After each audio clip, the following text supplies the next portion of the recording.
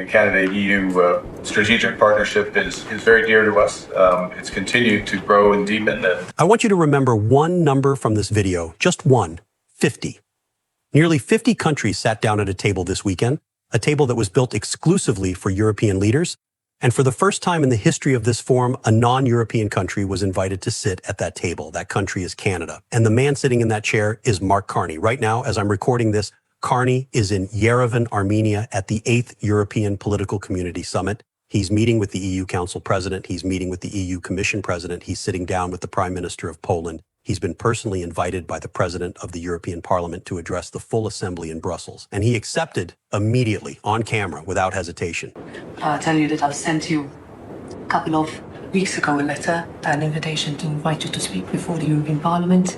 Prime Minister Trudeau did that, and we have had a successive number of Prime Ministers, but I would say that this is more than ever great if you could make it. I'd be very pleased to take that up. Thank you. Thank you very much. This isn't just politics. This hits your wallet, your trade, your future. So let me set the stage. The European Political Community Summit was created in 2022, right after Russia's full-scale invasion of Ukraine. It was designed as a space for European leaders, and only European leaders, to coordinate on defense, economic integration, and strategic security. We're talking all 27 EU members, but also countries like the UK, Turkey, Iceland, Armenia, Azerbaijan. The whole point was to build a unified European response to a world that was becoming more dangerous and more fragmented. And for 4 years, that's exactly what it was, a European-only space. No outside countries, no exceptions, until now. Now, this next part, I had to read it twice. The EU Council President, Antonio Costa, didn't just welcome Carney politely. He made a public statement saying that Europe and Canada are more than like-minded partners, that together they're building a global alliance to defend peace, shared prosperity, and multilateralism.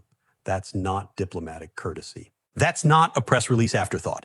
That's a strategic declaration from the head of the European Council, made while the whole world is watching. Here's what people miss about this moment. Canada has spent decades operating within a US-led framework. Roughly 75% of all Canadian exports have historically gone to a single market, the United States.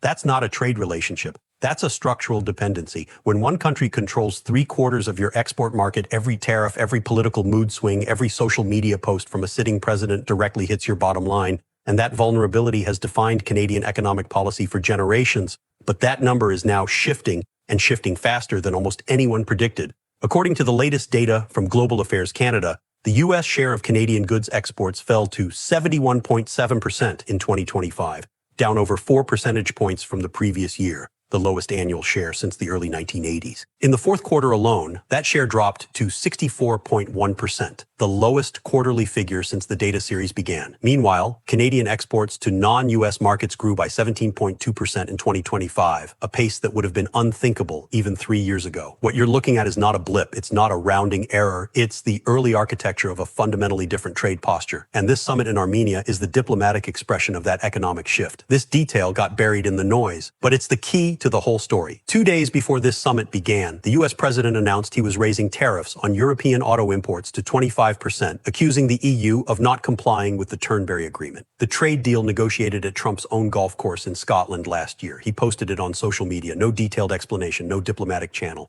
just a public threat aimed at some of Europe's largest economies, Germany in particular, which exports significant volumes of vehicles to the US. He also called European allies Spain and Italy absolutely horrible for their positions on unrelated foreign policy matters. So picture that timing. Europe is being publicly threatened and insulted by Washington, and at the exact same moment, Canada walks into the room, not as a bystander, but as an invited guest of honor. I'm not making a judgment here, but the optics tell their own story. Everything I just told you, that was the surface. Here's what's underneath. Because the real significance of this trip isn't the photo ops or the handshakes, it's what's being built in the rooms behind those photo ops.